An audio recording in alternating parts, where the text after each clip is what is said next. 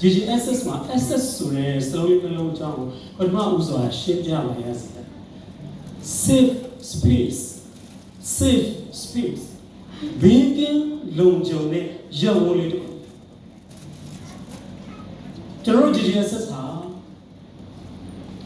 ဒီလိုခေတ်ကာလကြီးမှာအချက်တဲတွေအများကြီးရေးဆိုင်နေရတဲ့ခေတ်ကာလကြီးမှာပုံစံမျိုးနဲ့ကျွန်တော်တို့တရားနိုင်ငံကိုတော်၎င်းပြည်တွင်းမှာတော်၎င်းရှင်းနေကြရတဲ့နိုင်ငံတည်တည်ကိုရောက်နေကြတဲ့ကျွန်တော်တို့မြန်မာလူဖွဲ့စည်းတွေနေ့စဉ်နဲ့အမျှရေးဆိုင်ကြုံတွေ့ခံစားနေရတဲ့ mental health problems တွေစိတ်ကျန်းမာရေးနဲ့ပတ်သက်တဲ့ပြဿနာတွေအဲ့ဒီပြဿနာတွေကိုရေးဆိုင်ဖြေရှင်းအဖြေရှာနှစ်သိမ့်ဆွေးနွေးဖို့အတွက်ကျွန်တော်တို့ GGS စိတ်စပိတ်လေးဟာတရှိနေပါတယ်ဆိုတဲ့အကြောင်းလေးအပြင်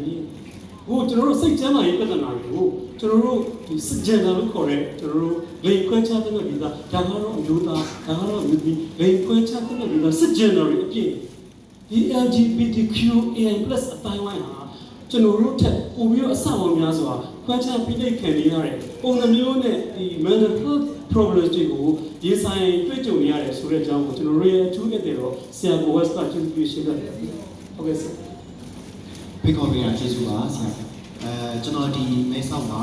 အခုအပြည့်တခြားသောမိတ်ဆွေတွေနဲ့တွေ့ပြီးတော့မှဒီ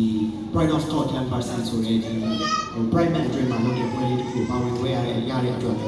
ဝန်းလာပါတယ်ဖိတ်ပြီးရဲ့GGC ကိုလည်းကျေးဇူးများကြီးတင်ပါတယ်ဆိုတော့ကျွန်တော်တခြားဟာတွေအများကြီးဆက်ပြောနေပါဘာကြောင့်မလို့ဒီပွဲရဲ့နာမည်က Pride of Top 10% ဆိုပြီးဖြစ်နေတယ်ဆိုတာလေးကိုလည်းနည်းနည်းလေးရှင်းပြချင်ပါတယ်ဆိုတော့ Top 10လို့စဉ်းစားလိုက်တဲ့အခါမှာများသောအားဖြင့်ကျွန်တော်တို့ငယ်တော့အကြောင်းမှာရခဲ့အစုတွေရခဲ့ဘူးလား